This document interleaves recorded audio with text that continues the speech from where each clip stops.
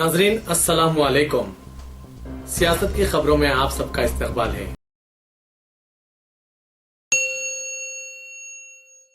जिला नज़्म व नस्क ने आज इंतबा दिया कि AMU कैंपस के 2 मई को पेश आए तशद्दुद में मुलविस अनासिर के खिलाफ सख्त कार्रवाई की जाएगी।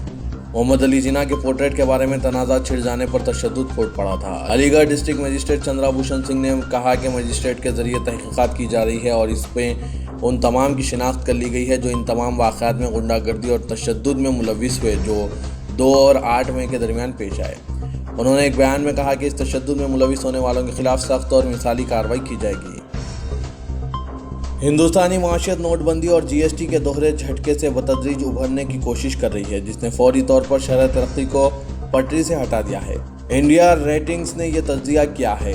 ताहम रेटिंग्स एजेंसी ने करंट अकाउंट डिफिसिट के मुमकिन फैलाव का इंतबाह दिया क्योंकि तेल की कीमतें बढ़ रही है, जिससे करेंसी पर दबाव पैदा हो रहा है।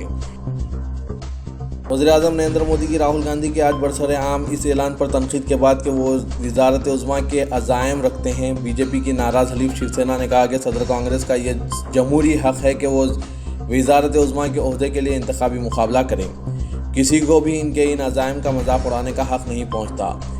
सेना के राज्यसभा रुकन संजय रावत ने कहा कि इनकी पार्टी सदर NCP शरद यादव को एक काबिल उम्मीदवार वज़ारत उज़्मा के ओहदे के लिए तस्वुर करती है। कोई भी इसका मजाक नहीं उड़ा सकता। मोदी वज़ीर-ए-आज़म बन गए इसलिए कि ये इनका हक़ था। यह हकीकत है कि इस वक्त 2014 में कई अफराद का मौक़िफ़ ये था कि अडवाणी को वज़ीर-ए-आज़म बनाया जाना चाहिए। बीजेपी IT सेल के एक मुबैना साबिक़ कारकुन महावीर ने दावा किया है कि ज़ाफ़रानी पार्टी के पास 150 अफराद की एक ऐसी टीम है जो फ़र्ज़ी खबरें बनाने और इसे चलाने का काम अंजाम देती है। ये टीम रोज़ाना फेसबुक और ट्विटर जैसे सोशल मीडिया प्लेटफॉर्म के लिए खबर तैयार करती है और फिर इसे रियल टाइम पर ट्रेडिंग में लाने के लिए 20,000 से ज़्यादा अफराद काम पर लगते हैं। उन्होंने दावा किया कि IT सेल के कारकुनान की पार्टी के सदर दफ्तर से लेकर ज़िलाई सतह के दफातर तक बराह रास्त रसाई है। महावीर ने बताया कि इसे इस काम के लिए यौमिया 1,000 रुपये मिलते थे और बाकी जो सुपर 150 में काम करते हैं उन्हें अच्छी खासी सरकारी मुलाजमत जैसी तनख्वाहें मिलती हैं। दूसरों के लिए गड़ा खोदने वालों के ताल्लुक से ये बात कही जाती है कि ये लोग अक्सर इसी गड्ढे में गिरते हैं। ऐसा ही एक मामला आसाम में देखने को मिल रहा है, जहां दाइश का परचम लगाने के इल्ज़ाम में बीजेपी के 6 कारकुन गिरफ्तार किए गए हैं। दी वायर में शाया होने वाली एक रिपोर्ट के मुताबिक 7 मई की रात में पुलिस ने इत्तलात की बुनियाद पर कार्रवाई करते हुए नलबाड़ी ज़िले के बेलसुर इलाके से बीजेपी के इन कारकुनान को दाइश का झंडा लगाने के इल्ज़ाम में गिरफ्तार किया है।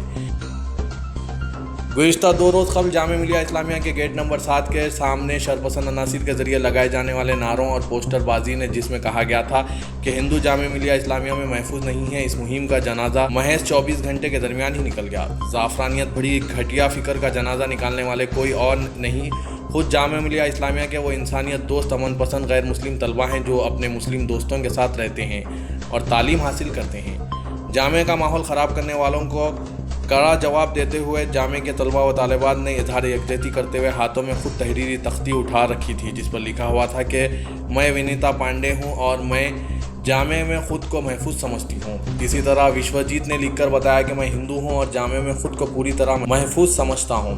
कुछ ऐसा ही जामे के तालिब इल्म यदुराज और मुकुंद झा ने भी लिखा है और इसी तरह के बहुत से तलबा ने इजहार यकजहती किया है।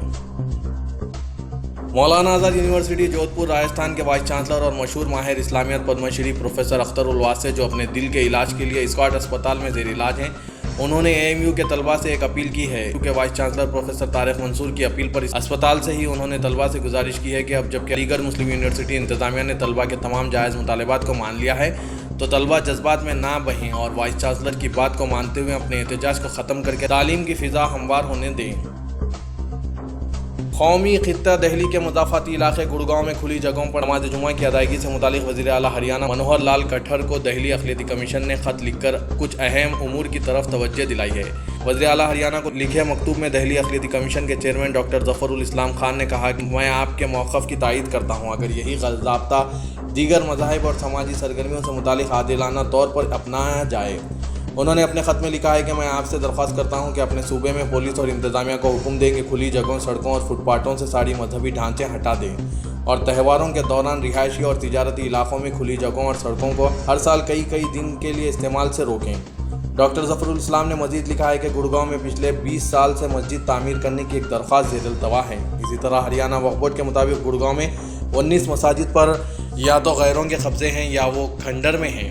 براہ کرم ان جگہوں پر مسلم سماج اور ہریانہ وقف بورڈ کو نماز ادا کرنے کی اجازت دی جائے۔ جموں کشمیر کی چیف منسٹر محبوبہ مفتی نے آج کہا کہ مرکز کو رمضان کے آغاز پر ریاست میں یک طرفہ جنگ بندی پر غور کرنا چاہیے، جو وسط میں سے اگست میں امرناتھ یاترا کی تکمیل تک برقرار رہنی چاہیے۔ انہوں نے 4 گھنٹے طویل کل جماعتی اجلاس کی صدارت کے بعد یہ بات کہی۔ دہلی میں اکبر روڈ کے سائن بورڈ پر آج ایک پوسٹر چسپاں کیا گیا جس پر مہارانا پرتاپ مارگ تحریر تھا۔ بعد ازاں پولیس نے یہ پوسٹر نکال دیا۔ اس سڑک پر کئی مرکزی وزراء، بی جے پی صدر امت شاہ اور کانگریس کا دفتر بھی واقع ہے اور یہ نئی دہلی میونسپل کونسل کے تحت ہے۔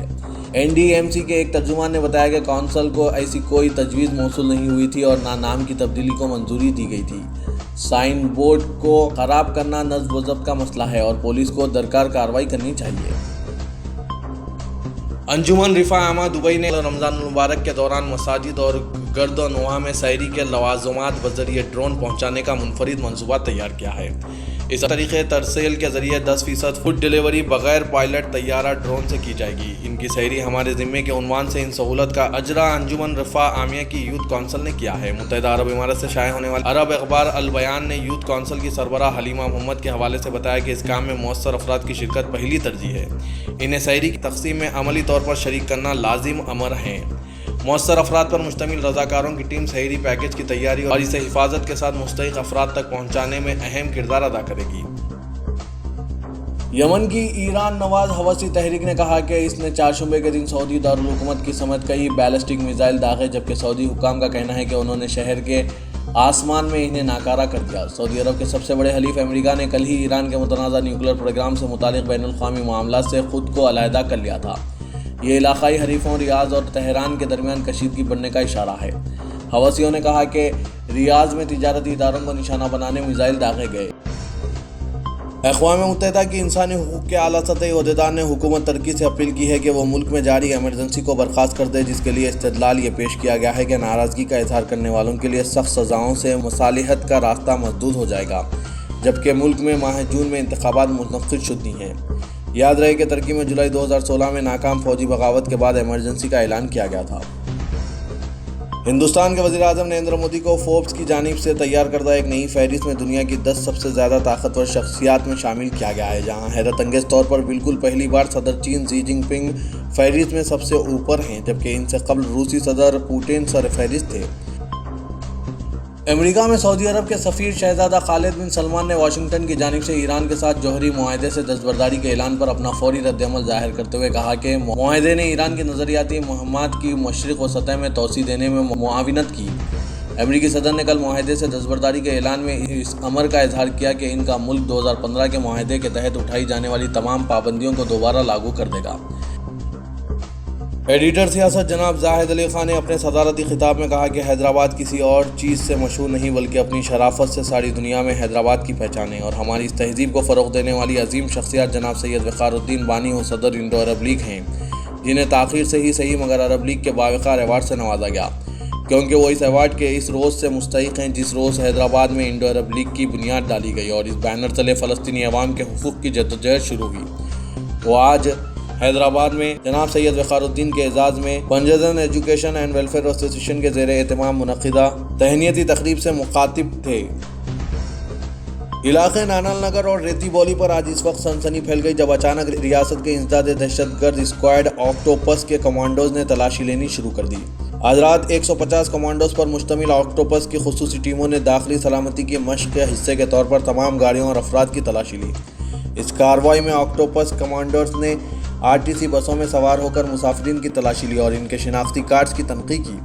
آکٹوپس کمانڈوز نے علاقے نانال نگر اور ریتی بولی چوراہے سے گزرنے والی تمام گاڑیوں کی تلاشی لی اور یہ کارروائی تقریباً 2 گھنٹے تک جاری رہی۔ مسئلہ آکٹوپس کمانڈوز کی اچانک تلاشی مہم کے نتیجے میں عوام میں تشویش کی لہر دوڑ گئی، علاقے میں سنسنی پھیل گئی۔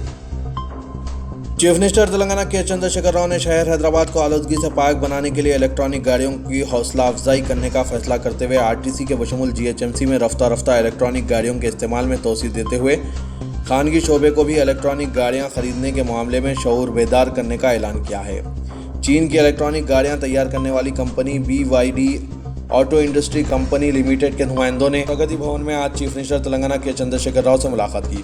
100% बैटरी से चलने वाली गाड़ियां तैयार करने वाली कंपनी मुकामी कंपनियों के साथ मिलकर हैदराबाद में कंपनी के क़याम से चीफ मिनिस्टर को वाकिफ़ करवाया, जिस पर चीफ मिनिस्टर केसीआर ने मसरत का इजहार करते हुए हुकूमत तेलंगाना की जानिब से मुकम्मल ताउन करने का तयक़ुन दिया।